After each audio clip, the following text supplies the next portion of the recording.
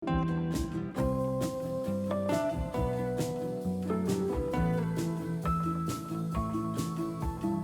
friends, and welcome to Rocky Mountain Gardens. In case you're new here, my channel is all about home and garden and crafting. Different things to sort of beautify your home. And today I have some really exciting news. I have been chosen to show my home garden on the Colorado Springs Garden Tour this coming summer. And I'm so excited to do that. I'm going to be doing some videos as I prepare for my garden to be shown to probably over 1,000 people. And so we have great attendance at this fundraiser, and our organization, the Colorado Springs Garden Tour Committee, we raise funds for horticultural education, and we are happy to approve grants of funds for supporting our local county extension office, as well as individual projects like schools who would like to have a garden for their students to learn about plants and harvesting vegetables and all that sort of thing. So it's a really good cause, and we're all volunteers on the committee, and just about every penny of our funds that we raise go toward these different causes for charity and education. So guys, I'm really thrilled to have learned that my garden was chosen. And what I'm doing today is I'm going to do actually a flip through of a junk garden journal that I created so that I can document and record all of the things that I do for this garden tour, how I get ready for it, all the different steps preparing. And it just gives me a place for a record for this fun event. And I'm going to share it with you today. We're going to flip through this rather chunky junk journal, and I hope you get some inspiration and ideas for crafting and doing projects for yourself, because they're very satisfying and fun to do. Well, let's just jump in and take a look at my junk journal.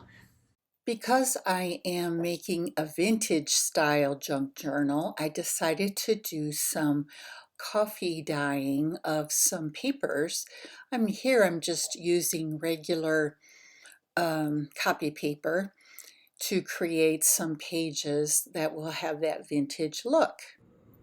Next, I placed an old plastic tablecloth out here on the floor of my kitchen and laid all of these different pieces out to dry overnight. So here is some thrifted fabric that I purchased at a thrift store. That's going to be the front and back cover of my journal. And then here's a stack of all of the different papers that I coffee stained or dyed. And you can see I used various types of paper for that purpose. I'm in my craft room right now, and you can see I have done some envelopes as well as regular papers and even some cheesecloth in that stack. Now, here are some of the elements that I've printed out myself, or I have lots of different types of papers from my stash, different decorative papers, and I have just kind of gathered these all together in my craft room because I'm going to be using them as pages in my junk journal and putting together lots of, I hope, pretty designs for keeping track of what's going on this summer in my garden. Well, let's take a look at this very, very chunky journal that I made for gardening. It has 3 signatures in it, and I've tried to do some garden themed design, I guess you would say, on the cover. And of course the back remains just with this nice cloth floral design that goes with that gardening theme. I have a ribbon closure for my journal.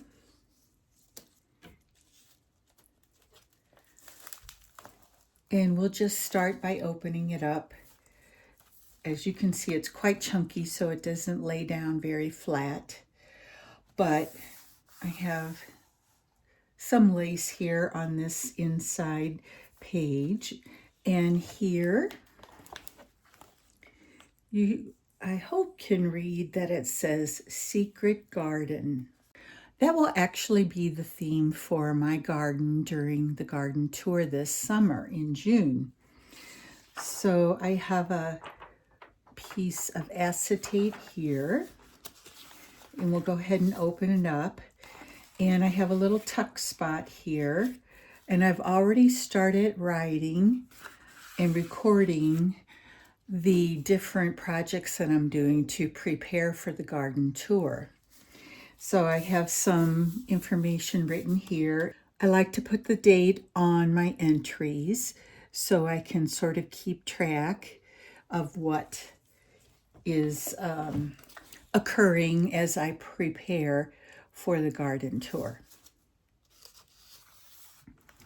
This paper right here is one of the coffee dyed or coffee stained papers that I did and showed you earlier in the video. Here's just a nice doily that I also coffee dyed. And this is a little tuck spot here in the corner. And it also has room on the back for journaling. I have a belly band here with a piece tucked in already. I could add to it if I wished, if I'm running out of space to record all my activities. So here I have a little tuck spot with a journaling card. And on this side, I have the other side of this flag, I guess you call it, attached at the top so that I could add another journaling card in there. This is one of my coffee dyed book pages. Now here I have an envelope that I've just clipped to this page. Lots of journaling space here and also here. And I've added some extra papers in this little side pocket. But I can also write on this pink page as well. And here I have a bottom pocket on this page with this cute little tag. And on the back, I added some more coffee stained paper for journaling. Isn't it really pretty? Here, let me remove this little paper clip. And I've added this coffee dyed strip of paper for journaling. And of course, journaling can happen here as well. So I'm using this tiny paper clip to keep my strip of paper in place. There it is. More coffee stained paper, and here's a top tuck spot.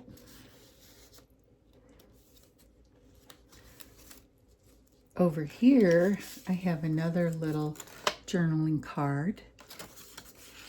In this corner spot, I have this cute little paper clip to keep this closed, but I can also write in there as well. Just some beautiful paper. In the center of my signature, I have this lovely sort of magical garden view. I wish my garden would look like that. But that's what I'll be working for this summer, to get a really magical appearance in my garden. And so I've placed this as a centerfold in this signature. And here I have a flip up area where I can do some journaling on this page. And here's a little charm added of a feather. Another piece of lined coffee dyed paper for journaling. This whole page, of course, I can keep track of all of my activities on these pages quite well. On this page, I have a bottom pocket with some cute little tags tucked in. Another belly band going crosswise. And look at that really cute tag. Isn't that pretty?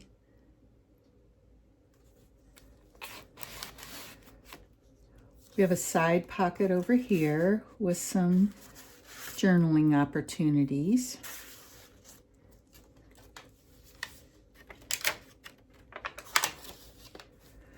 And then more beautiful paper. And I do think in a junk journal that you don't need to have journaling spots on every single page. It's not necessary, but you can enjoy the beautiful designer papers that are available and really bring out the garden theme. Here I have another side pocket with a card that I can journal on. Another beautiful piece of designer paper, doily. Bottom pocket with lined journal paper on the back of this card. And here I have an envelope. I have a tiny little tuck spot there. And tucked into this envelope is some more writing paper. And I have this eyelash trim that I used to edge some of my pages. See if you can see a close-up of it there. And I coffee dyed it as well to give it a more vintage look. It was a bright white color originally. Here we have another bottom pocket with some tags. And this acetate piece here ends the first signature. Now between my signatures I had a gap, so I went ahead and put some lace in there and a charm on the first page of signature 2. Here's a tuck spot with feathers, and we have a nice card that can be written on. A little side pocket with another piece of writing paper. So you can see I have plenty of room to keep track of all of my activities in preparing for this really wonderful opportunity I have this summer of being part of the garden tour. More coffee stain paper with eyelash trim on the page. I did some stamping to decorate some of these sort of drab pages, you might say. Here's another pocket with a couple of tags in it. This one and this one also. The design for these tags come from Natasha at Treasure Books. She has a fantastic YouTube channel if you enjoy journaling and junk journaling. This is just a vintage seed packet that I printed offline. And so it's just part of my garden decor for this journal. As you can see, this is quite a long journal. I have a little pocket down here at the bottom, and this is a glassine paper. I have another one of these tags, which use a design by Natasha at Treasure Books that I mentioned just a minute ago. Another book page, another side pocket.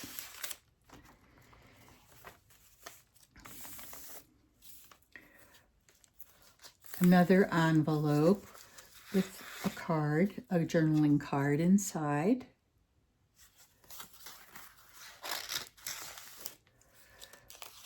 Plenty of journaling space. And in this signature, I did another one of these beautiful, magical, very fairy-like gardens that I printed offline. And, you know, they're quite easy to find if you've ever done searches online for some of these things. Don't you like this beautiful scene for the center of my signature? You can tell it's the center because my threads are tied right here in a bow. And this is, of course, if you watch Natasha at Treasure Books, she gives you step-by-step directions on how to create a junk journal from scratch. Enjoy life's beautiful moments. Now that's a thought that we should keep in mind each day. Here's a tuck spot for another little tag.